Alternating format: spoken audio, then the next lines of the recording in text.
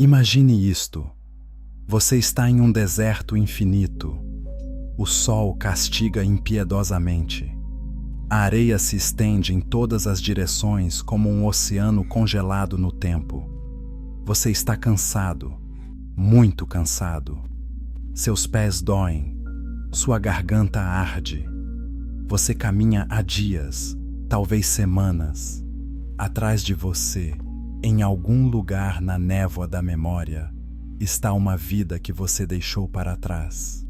Uma vida de escravidão, de tijolos, chicotes e lágrimas. À sua frente, em algum lugar além do calor e do horizonte, está uma promessa. Uma terra só sua, liberdade, lar. Mas agora, neste momento, você está simplesmente exausto. E é aí que eles chegam. Você os ouve antes de vê-los.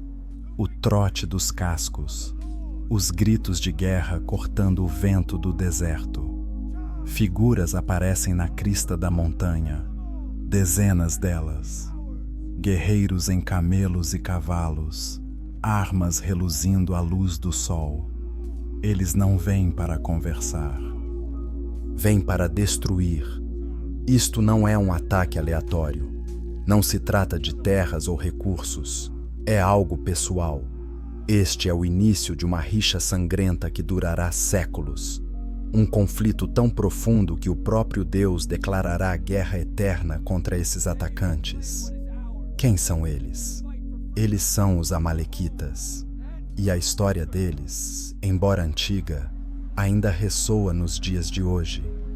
Ela sussurra advertências sobre orgulho, crueldade e as batalhas que travamos não apenas com espadas, mas também dentro de nossos próprios corações. Nas próximas 2 horas, vamos percorrer juntos a história deles. Conheceremos reis e profetas, testemunharemos batalhas e milagres, exploraremos questões que nos fazem refletir profundamente sobre justiça, misericórdia e o que significa seguir um propósito maior.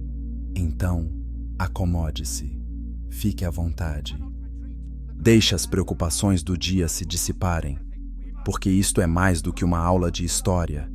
Esta é uma história sobre nós, sobre as lutas que todos enfrentamos, sobre os inimigos que não podemos ver e as vitórias que nunca esperamos. Vamos começar. Capítulo 1. A emboscada no deserto. Uma história que mudou a história. Os Amalequitas aparecem na Bíblia quase 20 vezes. Esse número pode parecer pequeno, mas a sua influência, ela ressoa pelas Escrituras como um trovão que ecoa pelas montanhas. Entre todas as nações que se levantaram contra Israel, nenhuma é lembrada com um julgamento divino tão severo. Seu nome tem peso, carrega um aviso. Mas antes de nos aprofundarmos em batalhas e reis, precisamos entender onde tudo começou. Porque nada na Bíblia acontece por acaso. Todo conflito tem raízes. Toda guerra tem um começo. Imagine esta cena. É aproximadamente o ano de 1040. Os israelitas acabaram de escapar do Egito. Você já ouviu a história. As 10 pragas, a abertura do Mar Vermelho, o exército do faraó engolido pelas águas, milagres por toda parte, o poder de Deus em plena manifestação. O povo está tomado por uma mistura de admiração, terror e esperança.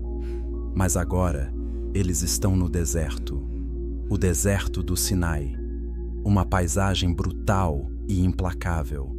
Não há supermercados, nem fontes de água nas esquinas. Tudo o que precisam vem de Deus, e Deus provê. Maná do céu todas as manhãs, água das rochas, colunas de nuvem e fogo para guiá-los. Mas a jornada é difícil. Imagine-se no meio dessa multidão. Você está cercado por milhares de pessoas, famílias com crianças pequenas, avós idosos que mal conseguem andar, mulheres grávidas, pessoas doentes. Todos são vulneráveis. Todos estão aprendendo a confiar em um Deus que mal conhecem. E então, sem aviso prévio, o ataque acontece. Os amalequitas atacam pela retaguarda. Não desafiam os fortes. Não enfrentam os guerreiros de frente. Não. Atacam os retardatários, os fracos, os cansados, os que não conseguem se defender. Velhos cambaleando na areia, mães carregando bebês, pessoas que ficaram para trás porque seus corpos não aguentavam o ritmo. Não é guerra, é massacre. A Bíblia registra esse momento em Êxodo, capítulo 17, versículo 8. Então veio Amaleque e lutou contra Israel em Refidim. Apenas uma frase. Mas dentro dessa frase reside um universo de dor e medo. Por que eles atacaram? Essa é a pergunta que assombra essa história. Israel não havia feito nada contra eles. Israel não havia invadido suas terras. Não havia roubado seus recursos. Não havia ameaçado seu povo. Israel estava simplesmente de passagem, refugiados em busca de um novo lar. Mas os amalequitas não se importaram. Alguns estudiosos acreditam que foi oportunismo. Eles viram um grupo vulnerável e decidiram tirar proveito da situação. Roubo, pilhagem, crueldade por lucro. Outros acreditam que a questão era mais profunda, espiritual. Os amalequitas eram parentes distantes de Israel por meio de Esaú, irmão de Jacó. Talvez antigas mágoas familiares tivessem se transformado em ódio tribal. Talvez eles ressentissem o fato de Israel carregar a promessa de Deus enquanto eles não a carregavam. Seja qual for o motivo, isso não foi apenas um ataque contra pessoas. Foi um ataque a um propósito, ao destino, à promessa do próprio Deus. E Deus não encara isso levianamente. Antes de vermos o que acontece a seguir, pense nisto. Você já se sentiu atacado, quando estava mais vulnerável? Já enfrentou críticas ou traição justamente quando estava tentando reconstruir sua vida? Justamente quando estava aprendendo a confiar novamente? Esse é o espírito de Amaleque. Ele não espera que você esteja forte. Ele ataca quando você está vulnerável. Mas eis a boa notícia. A história não termina com o ataque. Se você já se perguntou como lutar batalhas quando está cansado demais para ficar de pé, quando sua fé parece frágil, quando tudo parece estar contra você, então continue lendo esta história. Porque o que acontece a seguir no deserto de Refidim lhe ensinará algo poderoso sobre a vitória.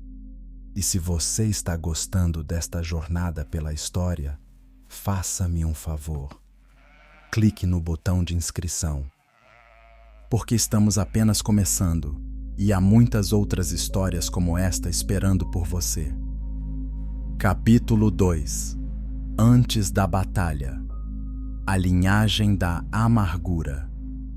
Para entender os amalequitas, precisamos voltar ainda mais no tempo, antes do deserto, antes de Moisés. Há um conflito familiar que moldou nações. Deixe-me falar sobre dois irmãos.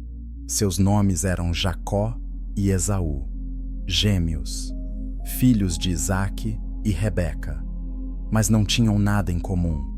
Esaú era o primogênito, peludo, forte, um caçador que amava a natureza. Jacó tinha a pele lisa, era mais quieto, mais ponderado. Seu pai, Isaque, amava Esaú. Sua mãe, Rebeca, amava Jacó. Você já consegue sentir a tensão, não é? Naquela época, o filho primogênito recebia algo especial chamado direito de primogenitura. Isso significava que ele herdaria a maior parte da riqueza da família e daria continuidade ao nome da família. Significava também que ele carregaria a bênção espiritual, a aliança que Deus havia feito com seu avô Abraão. Isso não era pouca coisa. Era o destino. Um dia, Esaú voltou da caça. Estava exausto e faminto. A Bíblia diz que ele estava fraco de fome. Jacó estava cozinhando um ensopado vermelho, com lentilhas e especiarias. O cheiro devia ser insuportável. Esaú disse: "Deixe-me comer um pouco desse ensopado vermelho, pois estou exausto." E Jacó, vendo uma oportunidade, disse algo chocante: "Venda-me primeiro o seu direito de primogenitura." Pense nisso, seu próprio irmão, pedindo que você troque todo o seu futuro por uma tigela de sopa. E Esaú, ele disse que sim. "Estou prestes a morrer", disse Esaú. "De que me serve o direito de primogenitura?" Então, ele fez um juramento. Vendeu seu direito de primogenitura por uma única refeição. O capítulo 25 de Gênesis nos diz que Esaú desprezou seu direito de primogenitura. Ele tratou algo sagrado como se não tivesse valor algum. Anos depois, Jacó enganou seu pai idoso para que lhe desse a bênção destinada a Esaú. Quando Esaú descobriu, chorou, enfureceu-se, jurou matar Jacó. A amargura era tão profunda que Jacó teve que fugir para salvar a própria vida. É aqui que os amalequitas entram em cena. Esaú acabou se estabelecendo em uma região chamada Seir, também conhecida como Edom. Ele se casou e teve filhos. Seu primogênito se chamava Elifaz. Elifaz tinha uma concubina, uma esposa secundária, chamada Timna. Timna deu à luz um filho. Seu nome era Amaleque. Gênesis, capítulo 36, versículo 12. Timna era concubina de Elifaz, filho de Esaú, e deu à luz Amaleque a Elifaz. Então Amaleque era neto de Esaú, o que o tornava sobrinho-neto de Jacó. Família, parente de sangue, mas ele carregava algo em sua linhagem: a amargura, o ressentimento, o desprezo pela aliança. Esaú rejeitou a promessa de Deus em busca de satisfação temporária, e essa rejeição espiritual se transmitiu aos seus descendentes.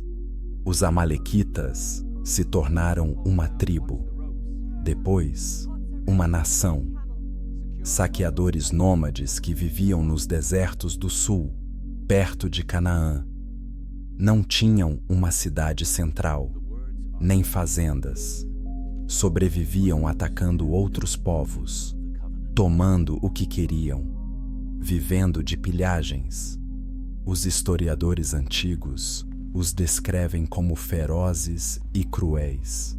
Eram oportunistas, predadores. Os rabinos judeus ensinaram posteriormente que Amaleque representava mais do que apenas um grupo étnico. Ele representava um espírito, o espírito da frieza, da dúvida, de atacar a fé quando ela é jovem e vulnerável. Curiosamente, na numerologia hebraica, as letras do nome de Amaleque somam o mesmo número que a palavra para dúvida. Pense nisso. Amaleque é sinônimo de dúvida, aquilo que te ataca quando você tenta acreditar, quando você tenta confiar, quando você dá um passo de fé. Assim, Quando os amalequitas atacaram Israel no deserto, não foi por acaso, foi ancestral. A antiga rivalidade entre Jacó e Esaú havia assumido forma tribal, a linhagem rejeitada atacando a linhagem escolhida. Você já reparou como alguns conflitos em sua própria vida parecem se repetir? Como o mesmo tipo de desafio surge repetidamente? Às vezes, as batalhas que enfrentamos não são novas, são feridas antigas, padrões antigos, que retornam de formas diferentes. Os amalequitas nos ensinam que aquilo que desprezamos espiritualmente pode nos assombrar por gerações. Mas elas também nos ensinam outra coisa, que Deus se lembra, que a justiça pode demorar, mas nunca desaparece. Antes de passarmos à batalha propriamente dita, deixe-me perguntar algo. O que você estaria tentado a sacrificar em troca de um conforto temporário? Quais promessas ou propósitos você já se sentiu tentado a desprezar porque o preço parece alto demais? Essas não são perguntas fáceis, mas vale a pena refletir sobre elas. E olha, se essas histórias te fizeram refletir, se elas se conectaram com algo na sua própria vida, pare um segundo e clique no botão curtir. Isso ajuda mais pessoas a encontrarem essas histórias. E deixe um comentário. Eu adoraria saber o que mais te chamou a atenção. Agora, voltemos ao deserto, ao dia em que o ódio de Amaleque finalmente explodiu em violência. Capítulo 3. O ataque no deserto. Quando os gigantes atacam os fracos. O povo de Israel estava acampado em um lugar chamado Refidim. O nome significa lugares de descanso. Irônico, não é? Porque não haveria descanso naquele dia. Eles estavam viajando havia semanas desde que saíram do Egito. Cada dia trazia novos desafios. Sede, fome, queixas, dúvidas.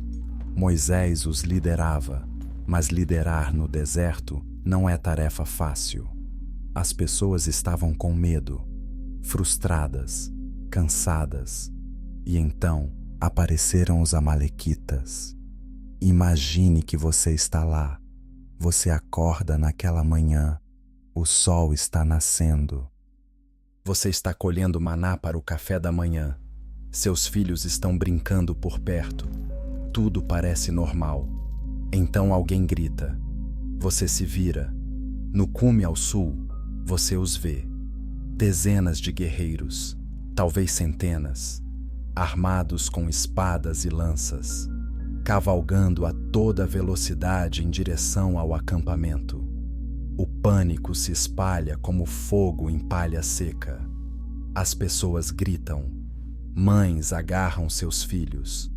Homens se apressam para pegar qualquer coisa que possam usar como arma, mas a maioria dos israelitas não são guerreiros, são fabricantes de tijolos, pastores, famílias. Os amalequitas não atacam a frente do acampamento, onde estão reunidos os homens mais fortes. Eles o cercam pela parte de trás. Ataca os retardatários, os que não conseguem correr, a avó idosa que mal consegue andar, o pai jovem que está doente com febre, a mulher grávida que ficou para trás. Deuteronômio capítulo 25, versículo 18, descreve isso claramente.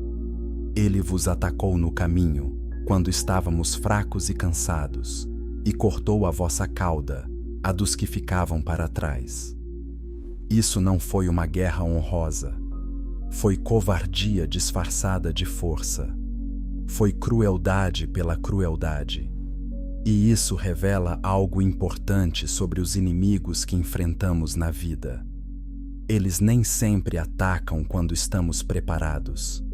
Eles atacam quando estamos vulneráveis, quando estamos cansados, quando nossas defesas estão baixas. Moisés agiu rapidamente. Chamou um jovem chamado Josué. Esta é, na verdade, a primeira vez que Josué aparece na Bíblia. Mais tarde, ele se tornaria o grande líder militar de Israel, mas naquele momento, era apenas um jovem guerreiro. Escolham homens para nós, disse Moisés, e saiam para lutar contra Amaleque. Amanhã estarei no alto da colina com a vara de Deus em minha mão. Observe o que Moisés fez. Ele não tentou lutar a batalha pessoalmente. Ele já era um homem idoso, com 80 anos. Não conseguia manejar uma espada, mas ele podia fazer outra coisa. Ele podia rezar.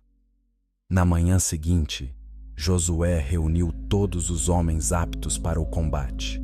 Agricultores, pastores, qualquer um que pudesse empunhar uma arma. Eles marcharam ao encontro dos amalequitas. E Moisés, juntamente com seu irmão Arão e um homem chamado Hur, subiram ao topo de uma colina próxima. Moisés ergueu o cajado de Deus acima da cabeça, o mesmo cajado que se transformara em serpente diante do faraó, o mesmo cajado que feriu o Nilo e o transformou em sangue, o mesmo cajado que ele ergueu quando o Mar Vermelho se dividiu. Isso não era apenas um pedaço de pau, era um símbolo, um sinal da autoridade e do poder de Deus. E algo incrível aconteceu. Quando Moisés ergueu o cajado, quando suas mãos se levantaram em oração e fé, Josué e os israelitas prevaleceram na batalha abaixo. Lutaram com coragem, com força. Os amalequitas começaram a recuar, mas então os braços de Moisés se cansaram, seus músculos doíam, seus ombros ardiam, suas mãos começaram a cair, e imediatamente a batalha mudou de rumo. Os amalequitas avançaram, soldados israelitas caíram, a maré virou. Moisés ergueu as mãos novamente. Israel avançou. Os amalequitas recuaram, mas seus braços ficaram pesados novamente. Suas mãos caíram. Amaleque avançou mais uma vez. Consegue imaginar a cena? A batalha a decorrer lá embaixo. Homens a lutar corpo a corpo. Sangue na areia. Vidas por um fio. E na colina acima, um velho a lutar apenas para manter os braços erguidos. É um dos momentos mais humanos das Escrituras. Moisés não era sobre-humano. Ele se cansou. Ele lutou. Mas é aqui que a história fica bonita. Arão e Hur viram o que estava acontecendo. Eles não repreenderam Moisés por ser fraco. Não lhe disseram para se esforçar mais. Em vez disso, encontraram uma pedra e fizeram Moisés sentar-se nela. Então, ficaram de pé, um de cada lado dele, Arão de um lado, Hur do outro, e ergueram as mãos dele. Êxodo, capítulo 17, versículo 12. Suas mãos permaneceram firmes até o pôr do sol. Graças ao apoio deles, Moisés pôde manter as mãos erguidas. E porque as mãos de Moisés estavam erguidas, Josué venceu a batalha lá embaixo. Ao pôr do sol, os amalequitas estavam derrotados, não completamente destruídos, mas repelidos, quebrados. Essa é uma daquelas histórias que nos fazem parar para pensar, não é? O que ela nos ensina? Isso nos ensina que as batalhas espirituais são reais, que a oração importa, que a fé, mesmo quando parece fraca, pode mudar o rumo das coisas.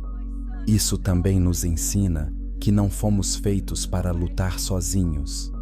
Moisés não conseguia sustentar os próprios braços. Ele precisava de Arão e Hur, precisava de apoio, precisava da comunidade. Quem te ampara quando você está cansado demais para lutar? Quem está ao seu lado quando sua fé parece pesada? E, igualmente importante, de quem são os braços que você está segurando? Se você se identificou com essa história, faça-me um favor. Compartilhe este vídeo com alguém que precise ouvi-lo, alguém que esteja enfrentando sua própria batalha agora, alguém que precise saber que não está sozinho. Mas a história não termina aqui, porque o que aconteceu a seguir revela algo ainda mais profundo sobre o coração de Deus. Capítulo 4 – Mãos erguidas. A batalha que ensinou a fé. Após a batalha, Moisés fez algo significativo. Ele construiu um altar, um lugar de adoração, um memorial. Ele chamou isso de Jeová Nissi. O Senhor é o meu estandarte. Na guerra antiga, um estandarte era mais do que um mero enfeite. Era um ponto de convergência. Quando os soldados se separavam no caos da batalha, procuravam o estandarte. Ele indicava para onde ir, a quem pertenciam e pelo que lutavam. Ao nomear o altar de "O Senhor é a minha bandeira", Moisés estava fazendo uma declaração. Essa vitória não se tratava da força de Israel, mas sim da presença de Deus. Deus era a sua bandeira, a sua identidade, o seu ponto de convergência.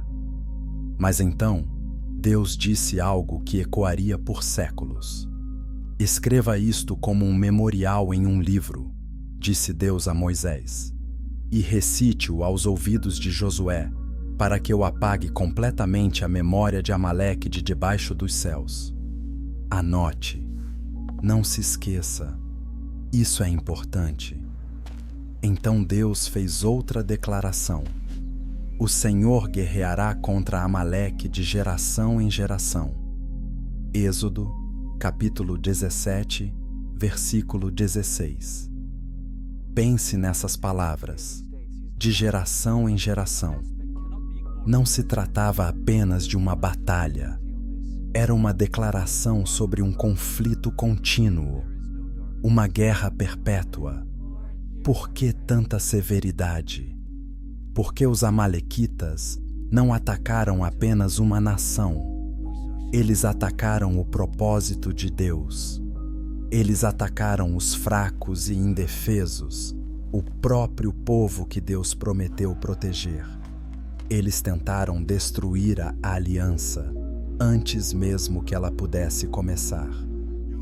Isso não foi uma disputa política. Foi uma guerra espiritual que se tornou física. E isso revela algo crucial sobre como Deus vê as coisas. Deus defende os vulneráveis. Ele se lembra dos ataques contra os fracos. Ele não esquece a crueldade, mesmo quando todos os outros já seguiram em frente. Os amalequitas pensavam que estavam atacando um grupo indefeso de refugiados. Eles não perceberam que estavam tocando na menina dos olhos de Deus. Há aqui um aviso, mas também um conforto. A advertência: não se aproveitem dos fracos. Não tirem vantagem daqueles que não podem se defender. Deus vê. Deus se lembra. O consolo. Se você é o mais fraco, se você é quem está sendo atacado injustamente, Deus não se esqueceu de você. Ele vê a sua luta e Ele lutará por você. Moisés construiu aquele altar como um lembrete. Josué ouviu aquelas palavras como uma promessa, e os israelitas levaram essa memória adiante. Gerações depois, os pais contariam aos seus filhos sobre o dia em que Amaleque atacou e Deus os livrou. Sobre o dia em que Moisés ergueu as mãos. Sobre a lição aprendida com sangue, areia e oração. Que lembranças você carrega? Que momentos da sua vida servem como lembretes de que Deus esteve presente? De que a fé importou? De que você sobreviveu a algo que pensou que o destruiria? Esses memoriais são importantes. Eles nos ancoram. Quando novas batalhas surgirem, quando a dúvida sussurrar que Deus se esqueceu, podemos olhar para trás e lembrar. Ele foi fiel naquela época. Ele será fiel agora. Agora, antes de prosseguirmos com a história, quero que vocês reflitam sobre algo. A Batalha de Refidim foi apenas o começo. Séculos se passariam. Reis ascenderiam e cairiam, e o conflito com Amaleque ressurgiria repetidamente. Mas a cada vez, isso revelava algo mais profundo sobre obediência, sobre compromisso, sobre o que acontece quando seguimos a Deus completamente em comparação a quando o seguimos pela metade. Se você ainda está comigo, quero lhe agradecer. Agradeço por embarcar nesta jornada. Agradeço por permitir que essas histórias ancestrais influenciem sua vida moderna. E se você ainda não se inscreveu, por favor, inscreva-se. Clique no botão de inscrição e ative as notificações, porque exploramos histórias como esta regularmente. Histórias que têm milhares de anos, mas que ainda falam a verdade hoje. Agora, vamos avançar no tempo. Séculos se passaram desde Moisés e Josué. Israel entrou na terra prometida. Eles tiveram juízes, depois profetas, e finalmente pediram um rei. Deus lhes dá Saul, alto, bonito, forte. Ele tem a aparência de um rei. Mas ter a aparência de um rei e ser um rei são duas coisas muito diferentes. E o maior teste de Saul envolverá uma ordem que parece impossível, uma ordem que revelará a verdadeira condição do seu coração. Capítulo 5. A ordem que testou um rei. Já se passaram cerca de 400 anos desde a Batalha de Refidim. Os israelitas não são mais andarilhos do deserto. Eles têm cidades, exércitos, um reino. Saul é o primeiro rei deles, ungido pelo profeta Samuel, escolhido por Deus. O povo o ama. Ele se destaca entre todos os outros. Ele já venceu batalhas e uniu as tribos. Parece que tudo está indo bem. Então, um dia, o profeta Samuel veio a Saul com uma mensagem de Deus. Assim diz o Senhor dos Exércitos. Começa Samuel. Eu observei o que Amaleque fez a Israel, opondo-se a eles no caminho, quando subiam do Egito. Agora, vão e ataquem Amaleque. Destruam completamente tudo o que eles têm. Não os poupem, mas matem homens e mulheres, crianças e bebês, bois e ovelhas, camelos e jumentos. 1 Samuel, capítulo 15, versículos 2 e 3. Vamos parar por aqui, porque esta é uma daquelas passagens que deixa as pessoas profundamente desconfortáveis, e deveria. Ela levanta questões difíceis. Por que Deus ordenaria a destruição de um povo inteiro? E as crianças? Os animais inocentes? Como conciliar isso com um Deus de amor? Essas são perguntas pertinentes, perguntas importantes, e pessoas ao longo da história têm se debatido com elas. Alguns estudiosos apontam que os amalequitas haviam se corrompido completamente. Sua cultura era baseada na violência e na crueldade. Eles não eram meros espectadores inocentes. Atacaram Israel repetidamente ao longo dos séculos, visando sempre os mais fracos e indefesos.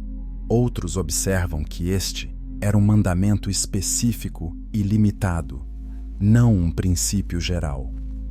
Deus estava agindo como juiz sobre um povo específico em um momento específico por razões específicas.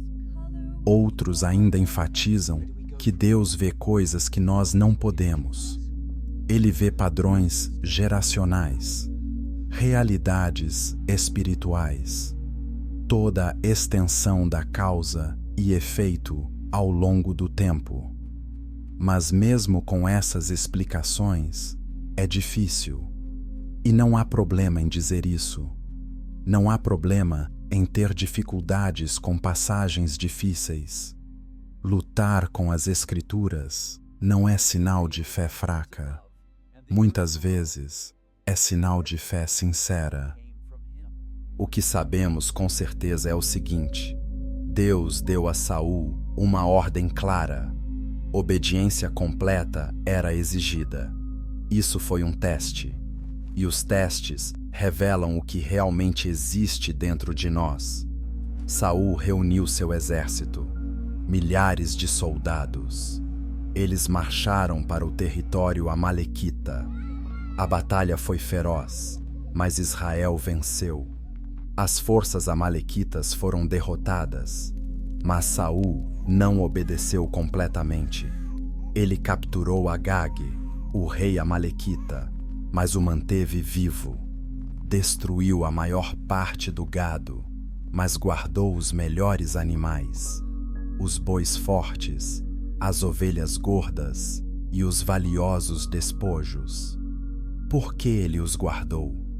Saul alegou posteriormente que queria sacrificá-los a Deus. Uma razão nobre, não é? Ele ia usar os animais para adoração. Mas Deus não havia pedido sacrifício.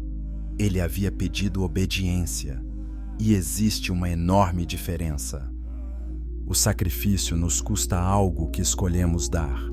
A obediência nos custa o direito de escolher.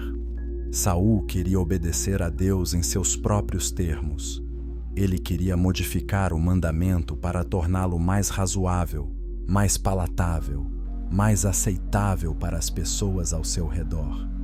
Ele queria ter uma boa aparência enquanto fazia o bem. Mas a obediência parcial ainda é desobediência. Naquela noite, a palavra do Senhor veio a Samuel: Arrependo-me de ter feito Saul rei, pois ele se desviou de mim e não cumpriu os meus mandamentos. Samuel ficou aflito. Clamou a Deus a noite toda. Não era aquilo que queria ouvir. Ele havia ungido Saul. Ele havia acreditado nele. Mas Deus vê o coração. E o coração de Saul estava dividido. Na manhã seguinte, Samuel foi procurar Saul. E quando chegou, Saul o cumprimentou com um sorriso. Bendito sejas ao Senhor, disse Saul alegremente. Cumpri o mandamento do Senhor. Ele realmente acreditava que havia obedecido, ou pelo menos, queria que Samuel acreditasse nisso. Mas Samuel ouviu algo, ao longe, o balido das ovelhas, o mugido do gado. Que balido de ovelhas é esse que ouço? Perguntou Samuel. E que mugido de bois é esse que ouço? Imagine aquele momento, o silêncio constrangedor, a desculpa se formando nos lábios de Saul. O povo poupou o melhor das ovelhas e dos bois, disse Saul, transferindo a culpa, para sacrificar ao Senhor teu Deus. Mas o resto, nós o destruímos. Repare nas mudanças sutis em suas palavras. O povo os poupou, não eu, e seu Deus, não nosso Deus. Saul estava se distanciando da decisão, da responsabilidade, do relacionamento com Deus. Samuel o deteve. Pare, disse Samuel. Vou lhe contar o que o Senhor me disse esta noite. E então Samuel proferiu uma das repreensões mais famosas das Escrituras. Mas antes de chegarmos a essas palavras, pense nisto. Que mandamentos de Deus você está tentando modificar? Em quais áreas da sua vida você está negociando em vez de se render? Onde você está oferecendo sacrifícios a Deus quando Ele está pedindo obediência? É fácil julgar Saul, mas, se formos honestos, todos nós fazemos isso. Todos nós tentamos obedecer a Deus à nossa maneira. Se você se identificou com isso, curta e deixe um comentário. Me conte qual parte dessa história mais te impactou. Eu leio todos os comentários e adoraria saber sua opinião. Agora, vamos ouvir as palavras de Samuel, porque elas vão direto ao ponto. Capítulo 6. O compromisso fatal de Saulo. Quando as boas intenções falham. Samuel olhou para Saul, o rei que começara com tanta promessa, o homem ungido por Deus, e proferiu palavras que ecoariam pela história. Acaso o Senhor tem tanto prazer em holocaustos e sacrifícios, quanto em que se obedeça à sua voz? Eis que obedecer é melhor do que sacrificar, e dar ouvidos é melhor do que a gordura de carneiros. Porque a rebeldia é como o pecado da feitiçaria, e a presunção é como a idolatria. Visto que rejeitaste a palavra do Senhor, Ele também te rejeitou como rei. Primeiro livro de Samuel, capítulo 15, versículos 22 e 23. Deixe essas palavras penetrarem em sua mente. Obedecer é melhor do que sacrificar-se. Deus não quer nossas ofertas se nossos corações não estiverem rendidos. Ele não quer nossa prática religiosa se estivermos ignorando suas instruções claras. A rebeldia, disse Samuel, é tão ruim quanto a feitiçaria. A presunção, pensar que sabemos mais do que Deus, é tão ruim quanto adorar ídolos. Por que uma linguagem tão forte? Porque na raiz, tanto da bruxaria quanto da idolatria, está a mesma coisa: a vontade própria, a crença de que podemos controlar os resultados, que podemos manipular as realidades espirituais para atender às nossas preferências. Saul queria controlar a narrativa. Ele queria a vitória sobre Amaleque, a aprovação do povo e uma bela cerimônia religiosa com muitos sacrifícios. Ele queria tudo nos seus termos, mas Deus queria algo diferente: confiança, entrega, obediência simples, mesmo quando não fazia sentido. Quando Samuel terminou de falar, a realidade caiu sobre Saul como um choque. Pequei, disse Saul. Transgredi o mandamento do Senhor e as tuas palavras, porque temi o povo e obedeci à sua voz. Aí está o verdadeiro motivo: medo. Saul temia mais o povo do que a Deus. Ele se importava mais com a aprovação humana do que com a aprovação divina. E esse medo lhe custou tudo. Samuel se virou para sair. Saul agarrou sua túnica, implorando. O tecido rasgou. Samuel olhou para a túnica rasgada. Depois olhou para Saul. O Senhor arrancou de vocês o reino de Israel hoje e o deu a um dos seus vizinhos, que é melhor do que vocês. Esse vizinho seria David, um pastorzinho, o filho caçula de uma família de Belém. Mas essa história vem depois. Antes de Samuel partir, havia mais uma coisa a fazer. O rei Agag, o rei Amalequita, a quem Saul havia poupado. Levaram Agag perante Samuel. Agag compareceu alegre, pensando que o pior já havia passado. Certamente a amargura da morte já passou, disse ele. Mas Samuel respondeu: assim como a tua espada deixou as mulheres sem filhos, assim também a tua mãe ficará sem filhos entre as mulheres. E Samuel executou Agag pessoalmente. O julgamento que Saul deveria ter realizado, o profeta completou. Justiça tardia não é justiça negada. Os propósitos de Deus avançam, mesmo quando o seu povo vacila. Mas o estrago estava feito. O reinado de Saul estava quebrado. Ele permaneceria no trono por anos, mas a unção havia desaparecido. O Espírito de Deus o abandonou. E o que preencheu o vazio?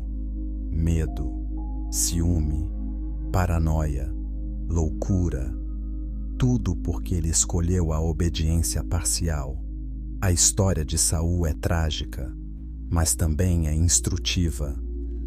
Ela nos mostra o que acontece quando cedemos, quando deixamos o medo guiar nossas decisões, quando tentamos servir a Deus e agradar as pessoas ao mesmo tempo. Mais tarde, Jesus diria: ninguém pode servir a dois senhores. Saul tentou, e isso o destruiu. Mas eis a questão desafiadora: somos diferentes de nós? Quantas vezes modificamos as instruções claras de Deus por medo do que as pessoas vão pensar? Quantas vezes comprometemos nossas convicções por medo da rejeição? Saul tinha a aparência de um rei, mas não tinha o coração de um.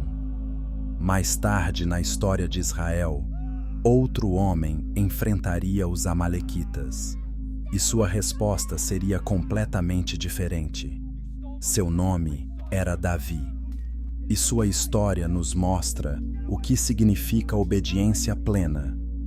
Mas antes de chegarmos lá, pare um instante. Reflita. Existe alguma área da sua vida em que você está agindo como Saul, oferecendo sacrifícios a Deus em vez de obediência, tentando causar boa impressão em vez de ser fiel? É uma pergunta difícil, eu sei, mas são essas perguntas que nos transformam. Se você está achando este estudo aprofundado valioso, considere compartilhar este vídeo. Envie para alguém que precise ouvi-lo. Publique em um grupo onde as pessoas refletem sobre fé e obediência. Vamos disseminar essas verdades eternas. E fiquem comigo, porque a história de Davi está chegando, e ela vai nos mostrar o que acontece quando alguém confia plenamente em Deus. Capítulo 7. A Hora das Lágrimas de Davi. O ataque a Ziclag. Os anos passam. O reino de Saul desmorona lentamente, e um jovem pastor chamado Davi surge. Ele mata Golias. Ele serve na corte de Saul. Ele vence batalhas. O povo o ama, mas o ciúme de Saul se transforma em assassinato. Davi se torna um fugitivo. Por anos, ele foge. Esconde-se em cavernas. Vive no deserto. Reúne um grupo de párias e guerreiros que acreditam nele. Por fim, Davi acaba em território filisteu. É uma situação complicada. Tecnicamente, ele está se refugiando com os inimigos de Israel, mas o rei filisteu, Aquis, confia nele e lhe dá uma cidade chamada Ziclag. Durante 16 meses, Davi e seus homens viveram ali com suas famílias. Não era o trono que lhe fora prometido, mas era um lugar seguro e tranquilo. Até que um dia, Davi e seus homens retornam de uma viagem e avistam fumaça no horizonte. Eles correm em direção a Ziklag. À medida que se aproximam, seus corações afundam. A cidade está em chamas. Prédios desabaram. Muros foram destruídos. Tudo foi arruinado. E pior, muito pior, suas famílias se foram.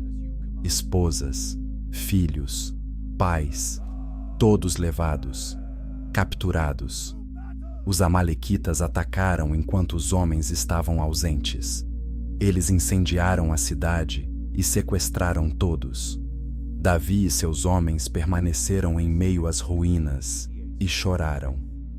A Bíblia diz que eles choraram até não terem mais forças para chorar. 1 Samuel, capítulo 30, versículo 4.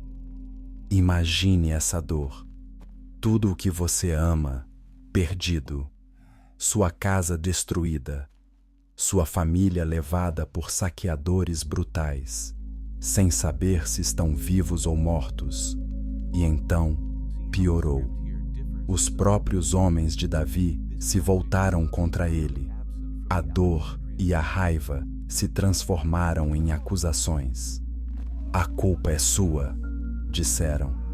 Nós o seguimos e agora nossas famílias se foram. Falaram em apedrejá-lo, matá-lo ali mesmo, reduzindo-o a cinzas. David havia perdido tudo: sua cidade, sua família, a confiança de seus homens. Estava completamente sozinho. Mas é aqui que a história de Davi diverge da de Saul. A Bíblia diz: Davi se fortaleceu no Senhor seu Deus. 1 Samuel 30, versículo 6. Ele não deu desculpas, não transferiu a culpa, não tentou controlar a situação por meio de manipulação. Ele se voltou para Deus. Davi chamou o sacerdote Abiatar e disse: Traga-me o éfode. O éfode era uma vestimenta sagrada usada para buscar a orientação de Deus. E Davi fez uma pergunta direta a Deus: Devo perseguir esse bando? Devo alcançá-los? Ele aguardou uma resposta, e Deus respondeu claramente: Persegui-os, pois certamente os alcançareis e certamente os resgatareis. Observe o que Davi fez. Ele não agiu por impulso, não se precipitou em um plano baseado em vingança ou desespero. Buscou a Deus em primeiro lugar. E quando Deus deu instruções claras, Davi obedeceu completamente. Ele reuniu seus homens. Eles partiram imediatamente. 600 guerreiros perseguindo um inimigo que tinha vantagem. Durante a viagem, encontraram um jovem egípcio caído num campo, quase morto de fome e exaustão. Deram-lhe comida e água. Reanimaram-no. Acontece que ele era servo de um saqueador amalequita. Seu mestre o havia abandonado quando adoeceu 3 dias antes. Pode nos levar até esse grupo invasor? Perguntou David. O jovem concordou, sob uma condição: Jure-me por Deus que você não me matará, nem me entregará ao meu senhor. Davi praguejou, e o egípcio os conduziu diretamente ao acampamento amalequita. Quando chegaram, Davi viu algo que o deixou furioso. Os amalequitas estavam em festa, comendo, bebendo, dançando, celebrando o saque.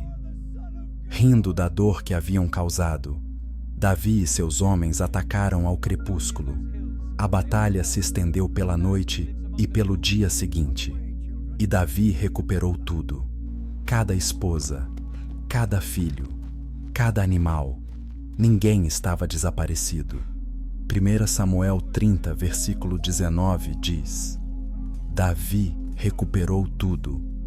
Mas não se tratava apenas de recuperação. Davi também capturou todos os despojos amalequitas. tanta riqueza que levou dias para transportá-la. Quando retornaram a Ziclag, Davi fez algo notável. Alguns de seus homens estavam exaustos demais para lutar. Eles ficaram para trás para guardar os suprimentos. Ora, alguns dos guerreiros que lutaram queriam excluí-los do saque. Eles não lutaram, argumentaram os guerreiros. Eles não merecem nenhuma parte. Mas Davi disse não. Não façam isso com o que o Senhor nos deu.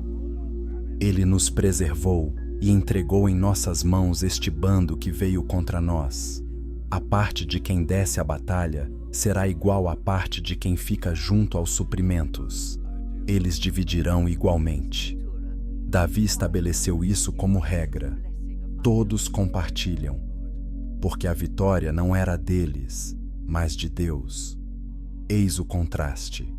Saul desobedeceu à ordem de Deus em relação aos amalequitas e perdeu seu reino.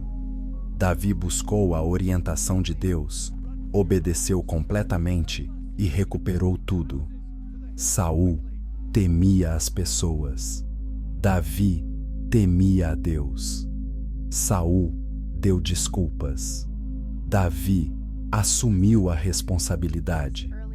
A obediência parcial de Saul levou à perda total. A obediência plena de Davi levou à restauração completa. Qual a diferença entre esses dois homens? Ambos foram ungidos por Deus. Ambos enfrentaram batalhas.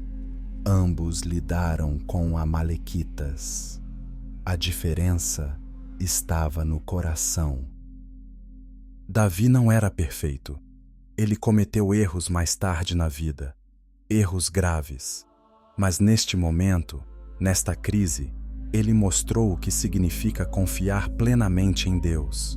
Quando tudo desmorona, você se volta para Deus ou para o seu próprio entendimento? Quando as pessoas se voltam contra você, você se fortalece no Senhor ou se entrega à autocomiseração? Quando Deus dá instruções claras, você obedece completamente ou modifica o mandamento para se adequar às suas preferências? Essas são as perguntas que nos definem. Se a história de David te inspirou, reserve um momento e deixe um comentário. Conte-me qual parte dela ressoa com a sua própria jornada. Gostaria muito de saber sua opinião. Vimos os amalequitas atacarem no deserto. Vimos Deus ordenar o julgamento deles por meio de Saul. Vimos Davi derrotá-los completamente. Mas eis a questão. Mesmo depois de Davi, resquícios de Amaleque persistiram. A nação física desapareceu, mas algo mais permaneceu. Um espírito, um princípio, um inimigo interior. Vamos falar sobre o que o espírito amalequita realmente significa. Capítulo 8. O espírito que nunca morre, compreendendo os inimigos interiores. Os amalequitas, como povo, acabaram desaparecendo da história. Após as vitórias de Davi e as campanhas posteriores de outros líderes israelitas, eles foram dispersos, absorvidos por outras tribos e apagados do mapa, exatamente como Deus havia decretado. Mas a história deles não terminou. Ela se transformou. Rabinos judeus e teólogos cristãos, ao longo da história, ensinaram que Amaleque representa mais do que apenas um inimigo histórico. Amaleque simboliza algo mais profundo, algo espiritual. Amaleque é a parte de nós que resiste a Deus, a voz interior que duvida, o impulso que ataca quando estamos mais vulneráveis. Lembra-se de como os amalequitas atacaram Israel pelas costas, visando os fracos e cansados? É exatamente assim que a dúvida e o medo operam em nossas vidas. Elas não aparecem quando estamos fortes e confiantes. Elas vêm quando estamos cansados, quando percorremos um longo caminho, quando nossa fé parece frágil. Aquela voz que sussurra: Deus se esqueceu de você. Essa é a voz de Amaleque, a tentação que atinge com mais força justamente quando você está tentando mudar. Essa é Amaleque, a amargura que surge depois de uma mágoa. Isso é Amaleque. Os rabinos notaram algo fascinante. Em hebraico, cada letra tem um valor numérico. Quando se somam as letras do nome Amalek, o total é igual ao valor numérico da palavra Safek, que significa dúvida. Amaleque é sinônimo de dúvida, o inimigo que te faz questionar se Deus está realmente contigo, se as suas promessas são realmente verdadeiras, se a obediência realmente vale a pena. O apóstolo Paulo escreveu sobre esse conflito interior em sua carta aos Gálatas. A carne luta contra o espírito e o espírito contra a carne, e estes se opõem um ao outro. Gálatas 5:17. Existe uma guerra dentro de cada crente, uma batalha entre a velha natureza e a nova, entre a vontade própria e a entrega. Esse é o espírito amalequita. Assim como Deus declarou guerra perpétua contra os amalequitas físicos, somos chamados a travar guerra perpétua contra esse inimigo interior. Não podemos negociar com isso. Não podemos fazer as pazes com isso. Não podemos permitir que coexista com a fé. Paulo foi direto ao ponto em Romanos capítulo 8. A mentalidade da carne é inimiga de Deus, pois não se submete à lei de Deus, nem pode fazê-lo. O espírito amalequita não quer fazer concessões. Ele quer destruir.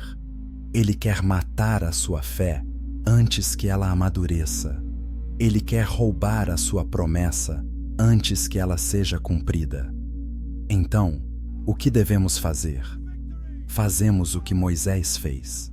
Levantamos as mãos com fé, mesmo quando as sentimos pesadas, e deixamos que outros nos apoiem. Fazemos como Davi fez. Fortalecemo-nos no Senhor. Buscamos sua orientação. Obedecemos completamente. Lembramos que esta batalha não é travada apenas uma vez. Ela é travada repetidamente, de geração em geração, dia após dia. Mas eis a esperança. A batalha já foi vencida. Quando Jesus morreu na cruz e ressuscitou dos mortos, ele desferiu um golpe mortal em todos os inimigos espirituais, em todos os Agag, em todos os Amaleque, em todos os poderes que se levantam contra o povo de Deus. Colossenses capítulo 2 diz que Jesus desarmou os governantes e as autoridades e os expôs à vergonha pública, triunfando sobre eles na cruz. A vitória final já foi conquistada. O que estamos vivenciando agora é a aplicação dessa vitória em nosso cotidiano. Cada vez que escolhemos a fé em vez do medo, derrotamos Amaleque.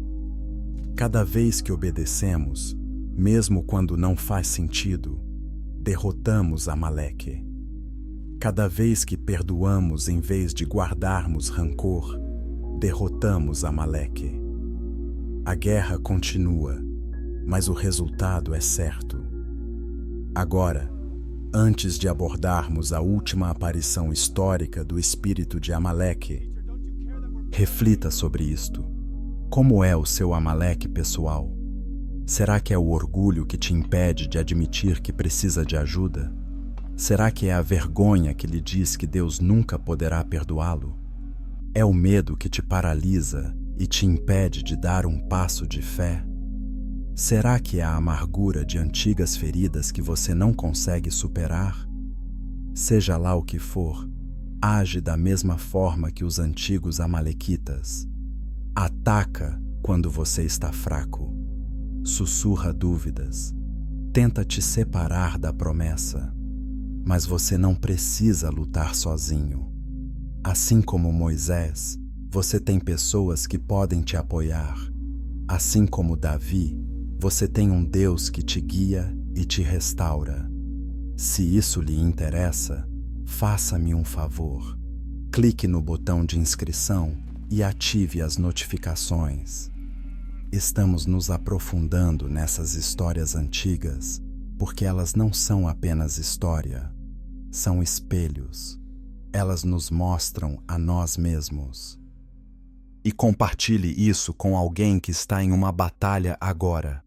Alguém que precisa saber que a guerra é real, mas a vitória é certa.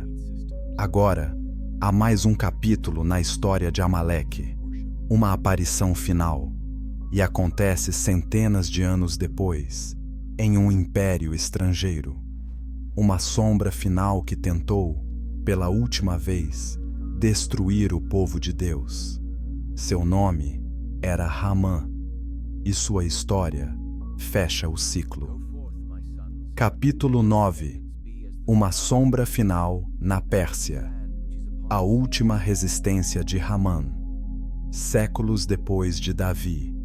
Israel não é mais um reino. Eles foram conquistados, exilados, dispersos entre as nações. Muitos judeus vivem hoje na Pérsia, um vasto império que se estende da Índia à Etiópia. São estrangeiros em terra estrangeira, tentando preservar sua identidade e sua fé. O rei persa é Assuero, também conhecido como Xerxes. Ele é poderoso, rico e facilmente influenciável, e seu oficial de mais alta patente é um homem chamado Ramã. A Bíblia o identifica como Ramã, o Agagita. Essa palavra, Agagita, é crucial. Ela o liga a Agag, o rei amalequita que Saul poupou e Samuel executou. Ramã carregava sangue amalequita e com ele o antigo ódio. O livro de Esther nos conta que Ramã foi promovido acima de todos os outros oficiais. O rei ordenou que todos se curvassem e prestassem homenagem a Ramã sempre que ele passasse. Todos obedeceram, exceto um homem, Mordecai, um judeu que servia no portão do rei. Todos os dias, Ramã passava. Todos os dias, todos se curvavam, exceto Mordecai. Ele permanecia de pé. Por quê? Foi apenas orgulho? Teimosia? Não. Era algo mais profundo. Mordecai sabia quem era Ramã, Agagita, descendente de Amaleque, o inimigo do povo de Deus. Curvar-se diante de Ramã seria submeter-se ao espírito que tentara destruir Israel repetidas vezes. Mordecai não podia fazer isso. Não faria. E Amã percebeu. No início, era irritante. Depois, tornou-se insuportável. A Bíblia diz que Ramã ficou cheio de fúria. Esther, capítulo 3, versículo 5. Mas Ramã não queria apenas punir Mordecai. Isso seria pouco, insignificante demais. Ele queria destruir todos os judeus, cada um deles, em todo o império. Pense nisso. Genocídio. O extermínio completo de um povo inteiro. Por quê? Porque um homem se recusou a se curvar. Na verdade, não se tratava do comportamento de Mordecai. Tratava-se do ódio ancestral. Amaleque ressurgindo mais uma vez para atacar o povo da aliança. Ramã foi ter com o rei, mentiu, distorceu a verdade. Há um certo povo espalhado por todo o teu reino, disse Ramã. As suas leis são diferentes. Não cumprem as leis do rei. Não é do interesse do rei tolerá-los. Então Ramã ofereceu um suborno, 10.000 talentos de prata, uma soma enorme, se o rei emitisse um decreto para destruir os judeus. O rei, tolo e descuidado, concordou. Deu a Ramã seu anel de sinete e disse-lhe para fazer o que bem entendesse. Imediatamente, Ramã enviou cartas por todo o império. Em um dia específico, todos os judeus, homens, mulheres e crianças, deveriam ser mortos. Seus bens, confiscados. Era uma sentença de morte, assinada e selada. Quando Mordecai ouviu falar do decreto, rasgou as suas vestes, vestiu-se de pano de saco e cobriu-se de cinzas. Chorou nas ruas. Todos os judeus do império lamentaram, mas Mordecai fez algo diferente. Ele enviou uma mensagem à rainha Esther, que também era judia. Embora ninguém no palácio soubesse disso. Você deve ir até o rei, insistiu Mordecai. Você deve interceder pelo seu povo. Esther estava com medo. Havia uma lei. Ninguém podia se aproximar do rei sem ser chamado, nem mesmo a rainha. Fazer isso significava morte, a menos que o rei estendesse seu cetro de ouro. Mas Mordecai enviou-lhe palavras que ecoaram ao longo da história. Não pense em seu coração que você escapará do palácio do rei, assim como todos os outros judeus. Pois se você ficar calada neste momento, o alívio e a libertação virão de outra parte para os judeus, mas você e a casa de seu pai perecerão. Quem sabe se vocês não chegaram ao reino em um momento como este, para um momento como este. Esther tomou sua decisão. Irei ao rei, embora seja contra a lei, e se eu perecer, perecerei. Ela jejuou, ela orou. Ela se preparou. Então ela se aproximou da sala do trono. Seu coração disparava. Um passo, outro, aguardando para ver se o rei ergueria seu cetro ou ordenaria sua execução. Ele ergueu o cetro. Ela teve uma audiência concedida. Esther convidou o rei e Ramã para um banquete particular. Depois, para outro. Ela foi sábia, paciente, aguardou o momento certo. Entretanto, Ramã estava radiante. Sentia-se honrado, favorecido e convidado para jantar com o rei e a rainha. Mas, cada vez que Ramã passava por Mordecai no portão e o via se recusar a se curvar, a alegria de Ramã se transformava em fúria. Sua esposa e amigos sugeriram: construam uma forca com 75 pés de altura. Depois, peçam ao rei pela manhã que mande enforcar Mordecai nela. Ramã adorou a ideia. Ele construiu a forca imediatamente. Mas naquela noite, o rei não conseguiu dormir. Pediu que lhe lessem os registros reais. E enquanto ouvia, ouviu falar de uma ocasião em que Mordecai descobriu um plano para assassinar o rei e salvou sua vida. Que honra foi dada a Mordecai por isso? Perguntou o rei. Nada, responderam seus criados. Nesse instante, Ramã chegou ao palácio, planejando pedir permissão para enforcar Mordecai. Mas antes que Ramã pudesse falar, o rei lhe perguntou: o que se deve fazer com o homem a quem o rei deseja honrar? Amã presumiu que o rei estivesse falando dele. Então, sugeriu honras suntuosas, vestes, uma coroa, um desfile pela cidade no cavalo do rei. Excelente, disse o rei. Vá imediatamente. Faça isso por Mordecai, o judeu. Hamã ficou humilhado, destroçado. Teve que honrar pessoalmente o homem que mais odiava.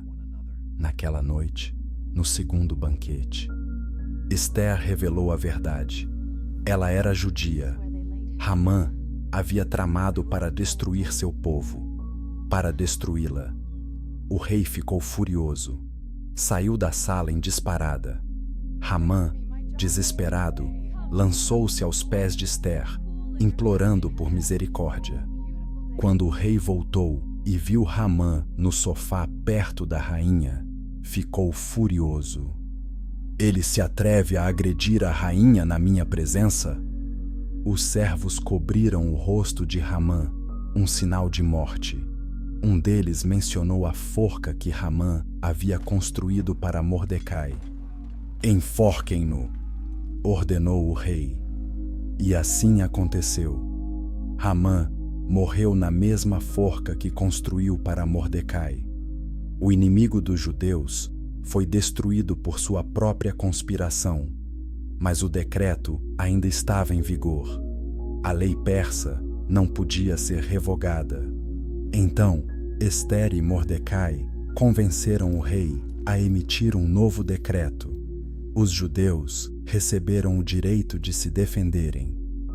E no dia que deveria ser a sua destruição, eles derrotaram todos os inimigos que se levantaram contra eles. A história termina em celebração. Um novo feriado, Purim, foi criado para lembrar o dia em que Deus transformou o luto em dança. E a linhagem da família de Amã, extinta. A última sombra de Amaleque foi removida da história. O espírito de Amaleque tentou, pela última vez, destruir a promessa. E pela última vez, Deus transformou o plano do inimigo em sua própria derrota. O que podemos aprender com isso? A justiça de Deus pode parecer lenta, mas é certa. Essa coragem diante do mal não é opcional, é necessária. Que às vezes somos colocados em posições de influência para um momento como este. E que os planos do inimigo, por mais engenhosos que sejam, não podem, em última análise, ter sucesso contra os propósitos de Deus.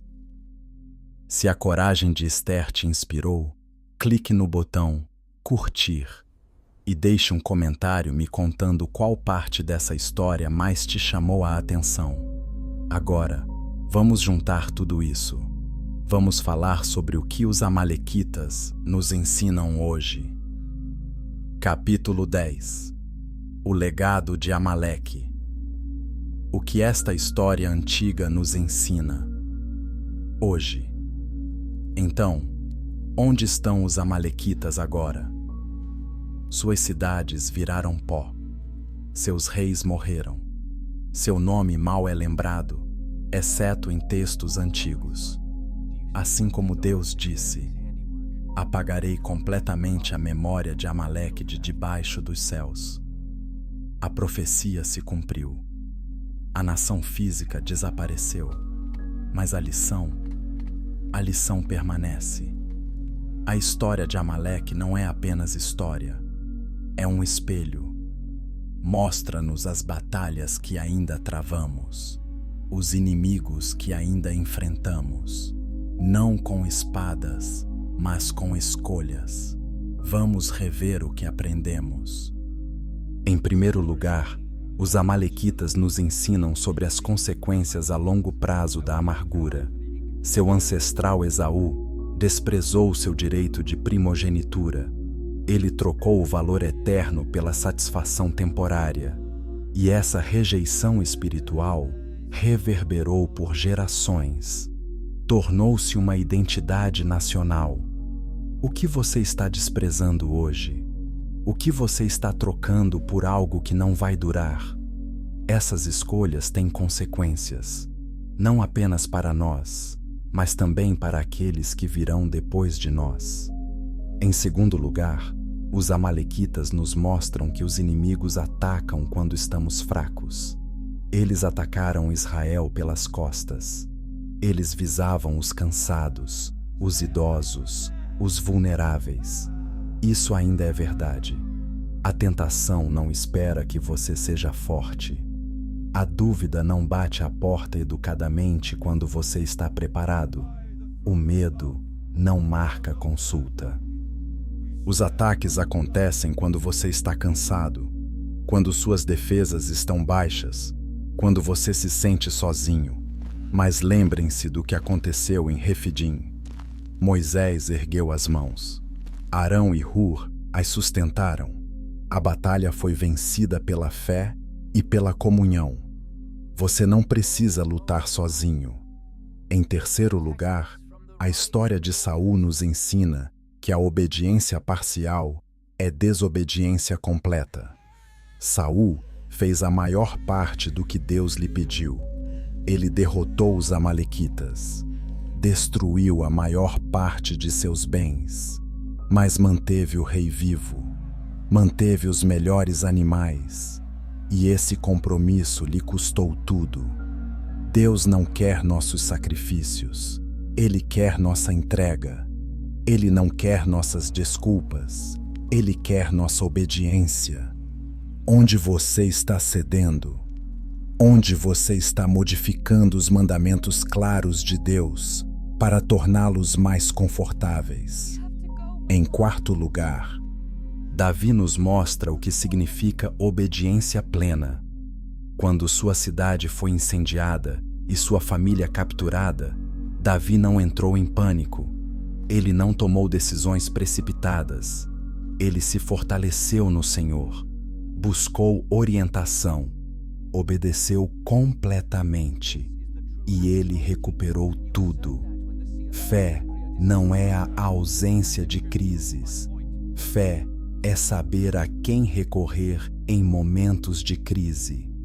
Quinto, o espírito amalequita ainda existe. Não é mais uma nação física. É a dúvida que sussurra, a amargura que se acumula, o orgulho que resiste, o medo que paralisa. Todos os dias enfrentamos esse inimigo interior e todos os dias precisamos escolher. Levantaremos as mãos em fé? Obedeceremos plenamente? Nos fortaleceremos no Senhor? Em sexto lugar, a história de Esther nos ensina que a justiça de Deus pode demorar, mas jamais falha. Séculos depois de Saul ter poupado Agag, um descendente tentou terminar o que Amaleque havia começado, mas Deus levantou Esther. Ele transformou o plano do inimigo em sua própria destruição. A forca construída para outros tornou-se o local do julgamento do conspirador. Deus não é lento, Ele é estratégico, Ele não é inativo, Ele está posicionando pessoas e eventos para os seus propósitos. Sétimo, e talvez o mais importante, a história dos amalequitas nos aponta para Jesus. Ele é o maior Davi, o verdadeiro rei que obedeceu plenamente, que derrotou todos os inimigos espirituais, que tomou a cruz que nos foi destinada e a transformou em vitória. Na cruz, Jesus enfrentou cada Amaleque, cada dúvida, cada medo, cada pecado, cada poder das trevas, e ele os esmagou a todos. Colossenses capítulo 2, versículo 15. Ele desarmou os governantes e as autoridades e os expôs à vergonha pública, triunfando sobre eles. A guerra foi vencida. O inimigo foi derrotado. Resta-nos apenas viver essa vitória. Então, como fazemos isso? Nós nos lembramos. Construímos altares como Moisés fez. Recordamos os momentos em que Deus se fez presente, quando a fé importou, quando a obediência levou à vitória. Nós nos apoiamos mutuamente, como Arão e Hur, sustentando os braços de Moisés. Não podemos fazer isso sozinhos. Precisamos de comunidade.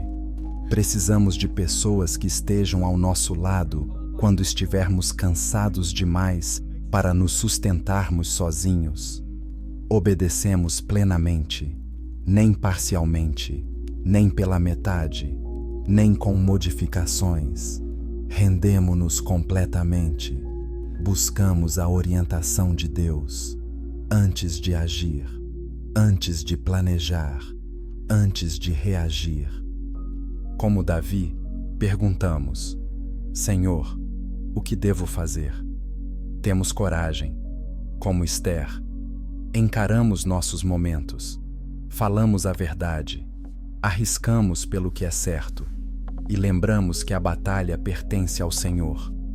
Os amalequitas se foram, sua ameaça acabou, mas sua história permanece como um aviso e uma promessa.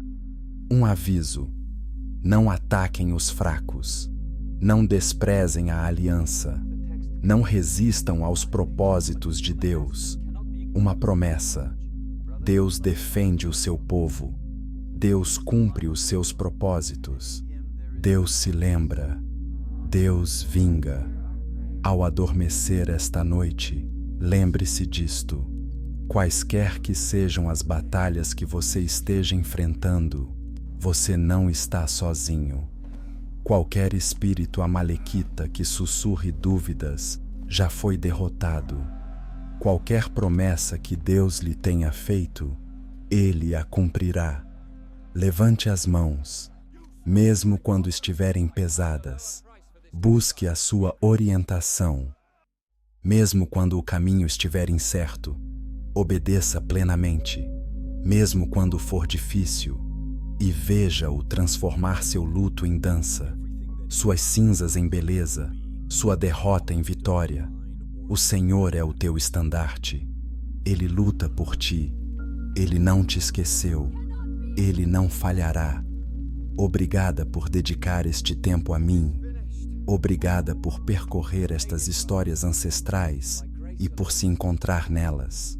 Se isto te tocou, por favor, inscreva-se no canal. Clique no sino de notificações para não perder nenhuma história. Curta este vídeo. Compartilhe com alguém que precise ouvi-lo. Deixe um comentário.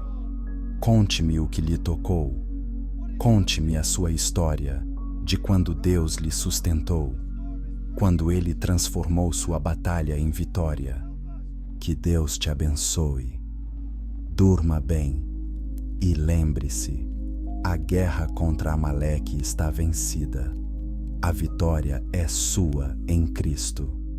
Agora, descanse nessa verdade. Amém.